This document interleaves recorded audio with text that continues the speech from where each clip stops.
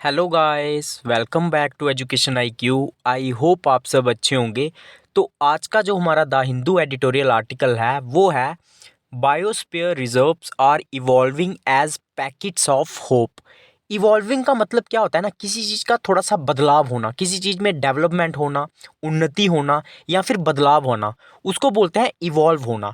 तो जो biosphere reserve है ना, जहाँ हमारी बायोडाइवर्सिटी को, जो अलग अलग प्लांट्स, एनिमल्स, वाटर, सॉइल, इन चीज़ों को कंजर्व किया जाता है, बचाने की कोशिश की जाती है, उसको बोलते हैं बायोस्फीयर रिजर्व्स। इसी के अंदर ये ऐसा एरिया होता है जहाँ पे वैरायटी ऑफ जो है लिविंग ऑर्गेनिजम्स रहते हैं, ठीक है। और यहाँ इसी के अंदर नेशनल पार्क और वाइल्ड लाइफ सेंचुरीज जो है, मतलब इसी के अंडर में जो है वो आती हैं बायोस्फीयर रिजर्व्स के अंडर में।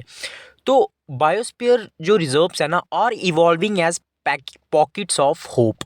होप मतलब हो गया उम्मीद। तो अभी ये क्या हो रहा है, जो बायोस्फीयर रिजर्व्स है ना, ये मतलब इवॉल्व हो रहे हैं, डेवलप हो रहे हैं, और ये एक उम्मीद की तरह जो है हमारे लिए जो है एक पॉकेट्स ऑफ उम्मीद, मतलब हमारे लिए कि उम्मीद की रोशनी लेके आ रहे हैं। क्लाइमेट चेंज के जो इम्पैक्ट है ना, ये बहुत ज़्यादा कम कर रहे हैं। अब कैसे कम कर रहे हैं, एक एक जो लाइन होगी वो मैं आपको हिंदी में पढ़ाऊंगा। कोई भी डिफिकल्ट वर्ड मीनिंग होगा, कोई भी इंपॉर्टेंट टर्म होगी, वो मैं आपको साथ साथ में बताता चलूंगा। तो स्टार्टिंग से लेके लास्ट तक पूरा वीडियो देखना और उसके बाद जाके इसको खुद से पढ़ना। इसका जो PDF है वो आपको टेलीग्राम पे मिल जाएगा, और टेलीग्राम का जो लिंक है वो आपको कमेंट बॉक्स में मिल जाएगा, जो मेरा फर्स्ट कमेंट होगा। तो स्टार्ट करते हैं आज का the Hindu editorial article without any time waste. मेरा नाम है अभिलाष। एक बात मैं उससे पहले आपको बता देता हूँ, डेली जो मेरा वीडियो है वो नाइट को अपलोड होता है। कोई भी बच्चा है वो सुबह उठ के भी इसको देख सकता है। तो कभी कभी क्या होता है, किसी दिक्कत की वजह से टाइम थोड़ा आगे पीछे हो जाता है, क्योंकि थोड़ा मेरा बिजी शेड्यूल रहता है। तो मैं आपको यही रिकमेंड करूँगा कि आप लोग जो है इसको डेली पढ़ें, 2-3 महीने तक पढ़ें, आपकी वोकैब स्ट्रांग हो जाएगी, और किस तरह से न्यूज़पेपर को अप्रोच करना है आपको पता चल जाएगा। मेरी मतलब ये कोशिश जो है, जो हिंदी मीडियम के बच्चे हैं जिनको द हिंदू पढ़ने में प्रॉब्लम होती है, उनके लिए मैं लेके आया हूँ। तो शुरू करते हैं विदाउट एनी टाइम वेस्ट। मेरा नाम है अभिलाष। क्या लिखा हुआ है, a away from cacophony of urban life. Cacophony का मतलब क्या होता है, शोर शराबा। Most of us look for respite in sites with natural beauty, lush greenery and peaceful surroundings. तो मतलब शोर शराबे से दूर जाना, कोकोफोनी से दूर जाना, जो कि अर्बन लाइफ, जो शहरी लाइफ में होती हैं। मोस्ट ऑफ अस मतलब बहुत सारे हम में से क्या चाहते हैं, देखते हैं रेस्पाइट। रेस्पाइट का मतलब क्या होता है, रेस्ट करना, मतलब किसी चीज़ से ब्रेक लेना, छुट्टी लेना, उसको बोलते हैं respite.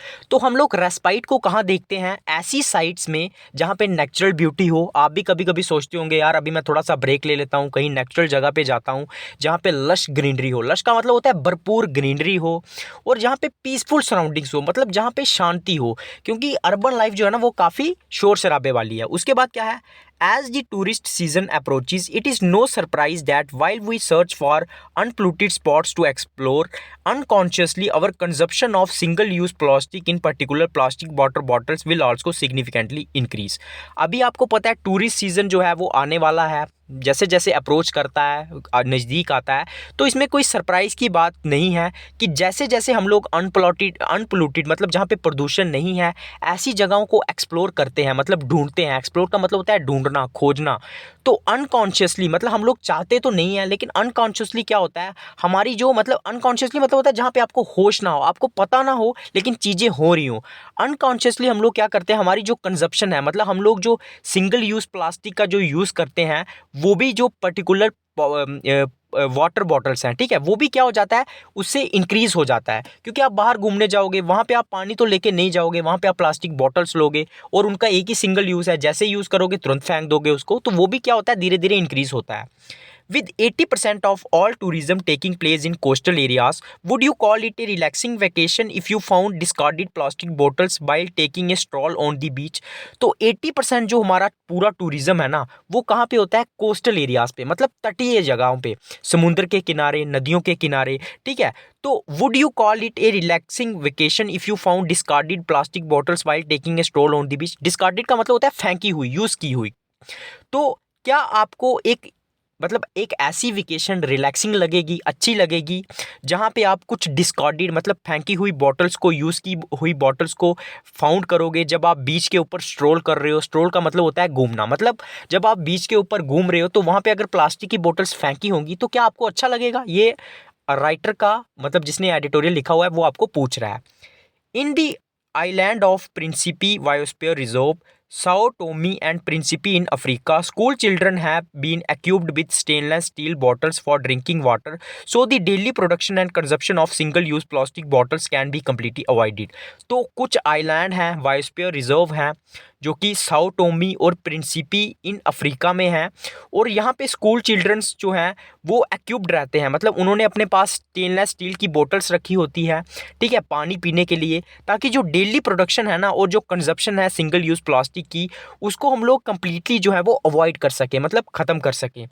Acting as pockets of hope in the face of climate crisis, the United Nation Educational Scientific and Cultural Organisation UNESCO biosphere reserve are hidden oasis. Oasis का मतलब क्या होता है? एक ऐसा डेजर्ट जहाँ पे प्लांट्स हो, पानी हो, उसको बोलते हैं, मतलब जहाँ पे आपको प्लांट्स और एनिमल्स दिखें उसको बोलते हैं ओसिस।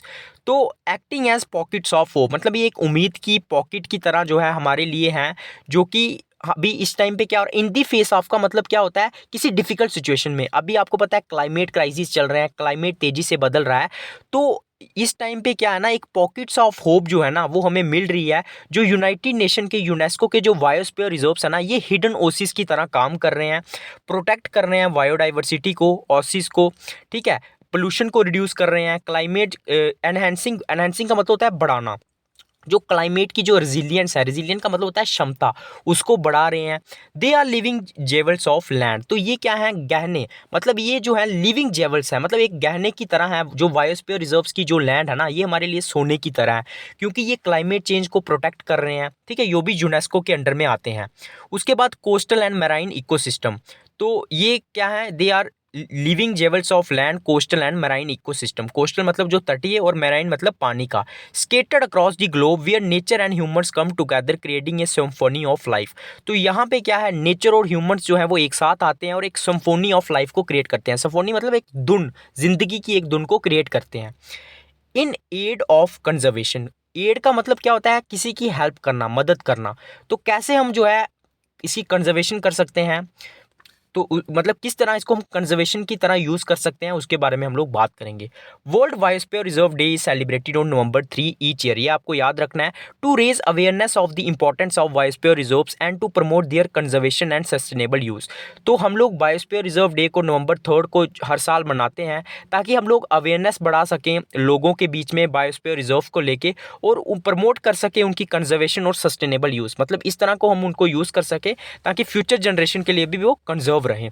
तो इसीलिए हम लोग वर्ल्ड बायोस्फीयर रिजर्व बनाते हैं, ताकि लोगों के बीच में अवेयरनेस आए बायोस्फीयर रिजर्व्स को लेके और उनकी कंजर्वेशन को लेके। In the heart of each biosphere reserve lies the strictly protected core zone. अब मतलब हर्ट का मतलब होता है बीच में, तो जो बायोस्फीयर रिजर्व रहते हैं ना, इनके बीच में एक स्ट्रिक्टली प्रोटेक्टेड, इनके बीच में एक कोर जोन रहती है, providing habitat for flora and fauna. Flora and fauna मतलब प्लांट्स एंड एनिमल्स वहाँ पे रहते हैं, उनको हैबिटेट प्रोवाइड करते हैं, कहाँ पे? कोर जोन पे। और यहाँ पे वाटर को प्रोटेक्ट किया जाता है, सॉइल को प्रोटेक्ट किया जाता है, एयर को किया जाता है, वाइटा मतलब प्लांट्स एंड एनिमल्स को प्रोटेक्ट किया जाता है as a whole ecosystem. There is a buffer zone, वहाँ पे भी फिर एक बफर जोन है, जो कि किसके इर्द गिर्द है? कोर जोन के इर्द गिर्द है, जहाँ पे लोग रहते हैं और हारमनी मतलब शांति के साथ, नेचर के साथ रहते हैं। A zone that also function as a laboratory for scientist to study nature, ये एक लेबोरेटरी की तरह काम करती हैं, जहाँ पे साइंटिस्ट लोग जो हैं वो नेचर को स्टडी करते हैं, and for training and education, और ट्रेनिंग के लिए और एजुकेशन के लिए भी इस्तेमाल किया जाता है। जो कि आउटर मोस्ट एज है ना, इज द ट्रांजिशन जोन, इसको हम ट्रांजिशन जोन बोलते हैं, where communities practice socially, culturally and ecological sustainable human activities, जहाँ पे जो कम्युनिटीज़ हैं वो प्रैक्टिस करती हैं सोशियो कल्चरली और ecological sustainable human practices. Ecological sustainability मतलब इस तरह से एक्टिविटीज़ करना ताकि ज़्यादा इन्वायरमेंट को नुकसान ना हो, उसको बोलते हैं इकोलॉजिकल सस्टेनेबल ह्यूमन एक्टिविटीज़। आगे क्या लिखा हुआ है? आगे लिखा हुआ है, सॉरी एक सेकेंड यार, ये कहाँ पहुँच गया? एक सेकेंड हाँ। Designated by UNESCO to promote the conservation of biodiversity, sustainable development and research, biosphere reserves are also supported by the United Nations agencies, for example United Nations Development Program, United Nations Environment Program, as well as International Union for Conservation of Nature।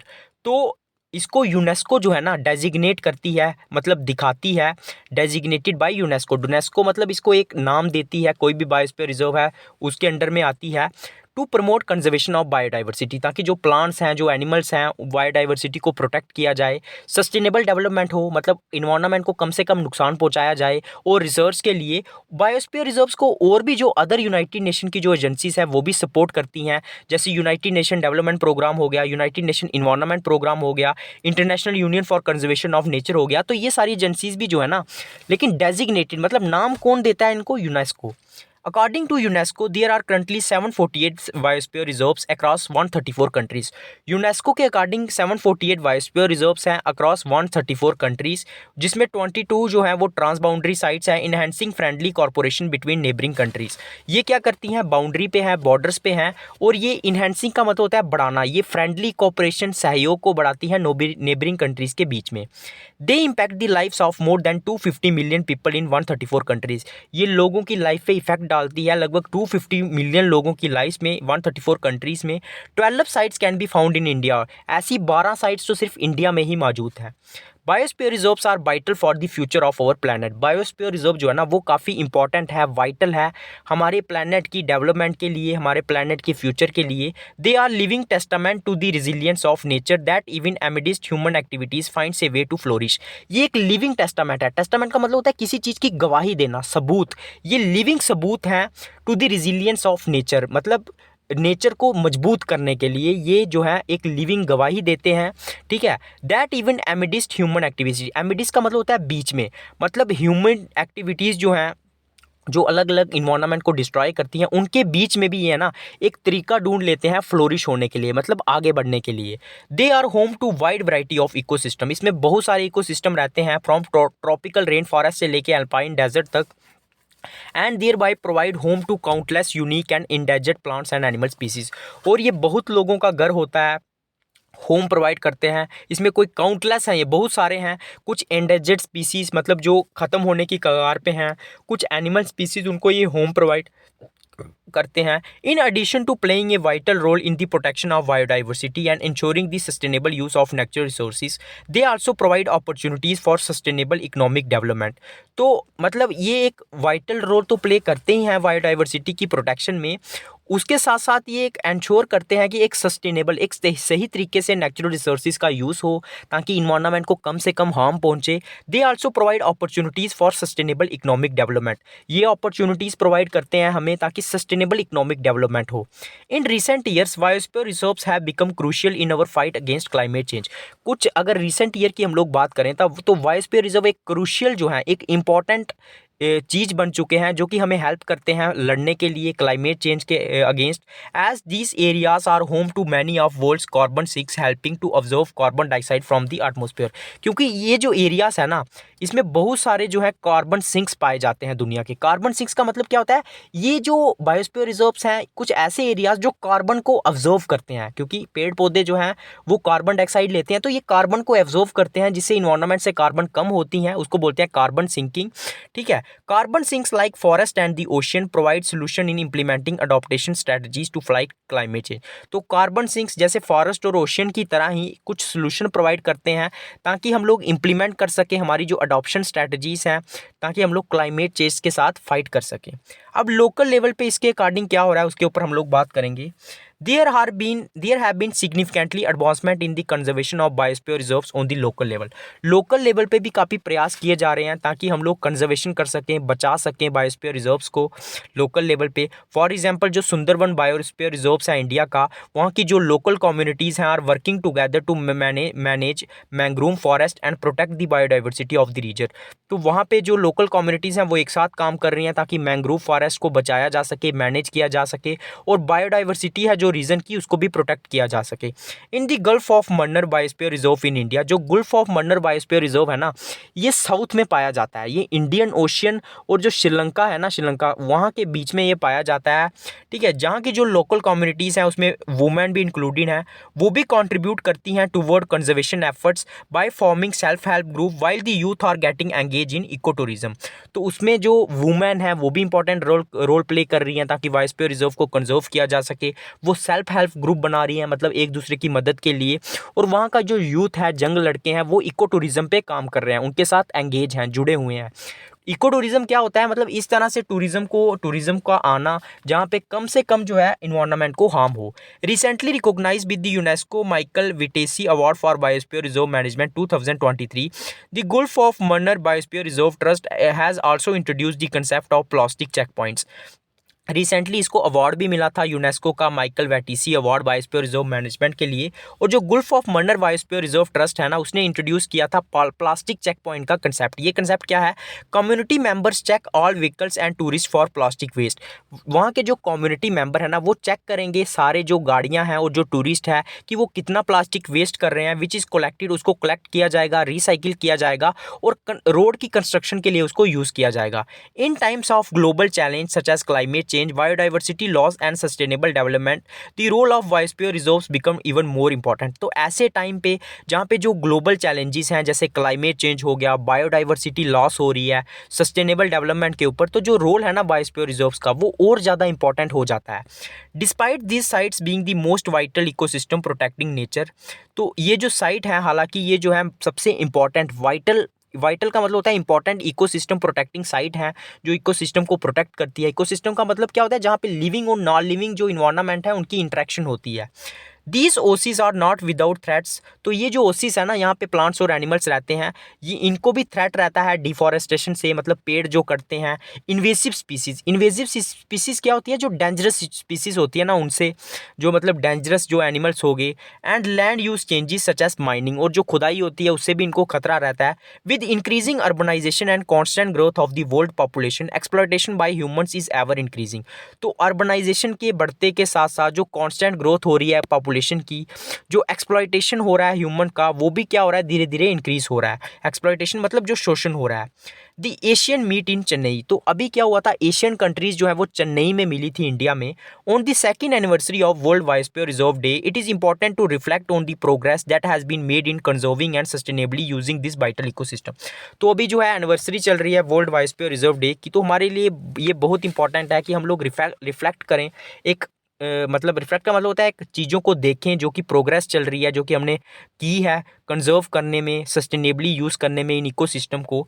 In this context, UNESCO in partnership with ministry of environment, forest and climate change and the national centre for coastal management concluded the 10th south and central Asian biosphere reserve network meeting. तो अभी 10th जो है south और central Asian biosphere reserve network meeting हुई, जिसको नाम दिया गया स्कैम इन चेन्नई। इंडियन नवंबर 1 से 3 तक ये हुई। विद द थीम इसकी क्या थी, रिज टू रीफ। तो ये जो SACM प्रोवाइडेड ए प्लेटफॉर्म, इसने एक प्लेटफॉर्म प्रोवाइड किया जहाँ पे हम लोग अपना नॉलेज जो है उसको एक्सचेंज कर सकते हैं और कोलैबोरेशन को फोस्टरिंग कर सकते हैं। फोस्टरिंग का मतलब होता है बढ़ाना। इन दी रियॉल्म ऑफ, रियॉल्म का मतलब होता है एरिया, किस एरिया में, सस्टेनेबल इन्वायरमेंट के एरिया में प्रैक्टिसेस को लेके साउथ और सेंट्रल एशियन रीजन में। तो UNESCO man and the Biosphere Reserve Program enhances the human-environment relationship through combining natural and social sciences to improve livelihood, safeguard ecosystem and to promote sustainable economic development। तो जो UNESCO man और जो and the biosphere, जो इसको MAB का नाम दिया गया है, ये जो प्रोग्राम है ना, ये इन्हेंस करता है, बढ़ाता है ह्यूमन इन्वायरमेंट का जो रिलेशनशिप है नेचर और सोशल साइंसिस को कंबाइन करके, ताकि लाइवलीहुड के, लोगों के रोजगार को बढ़ाया जाए, इकोसिस्टम को बचाया जाए और सस्टेनेबल इकोनॉमिक डेवलपमेंट को प्रमोट किया जाए। तो ये था आज का the Hindu editorial article. I hope आप सबको अच्छा लगा होगा। अच्छा लगा तो प्लीज़ यार लाइक करना, कमेंट करना, ज़्यादा से ज़्यादा शेयर करना। कोई भी आपका डाउट है आप मुझे कमेंट बॉक्स में पूछा करो, लेकिन प्लीज़ लाइक किया करो, कमेंट किया करो, व्हाट्सएप पे, टेलीग्राम पे, हर जगह यार शेयर किया करो। आपके लिए मैं पूरा न्यूज़पेपर पढ़ता हूँ, उसके बाद लाइन बाय लाइन पढ़ाता हूँ। 1 साल लगभग मुझे हो गया है न्यूज़पेपर पढ़ाते हुए। रिस्पॉन्स नहीं है, लेकिन फिर भी मैं कंटिन्यूसली पढ़ा रहा हूँ। तो मैं तो आपको यही कहूँगा कि आप मुझे सपोर्ट करो, ताकि मैं आपके लिए डेली वीडियो लेके आऊँ और आपकी हेल्प करूँ। तो लाइक करें, सब्सक्राइब करें। जय हिंद।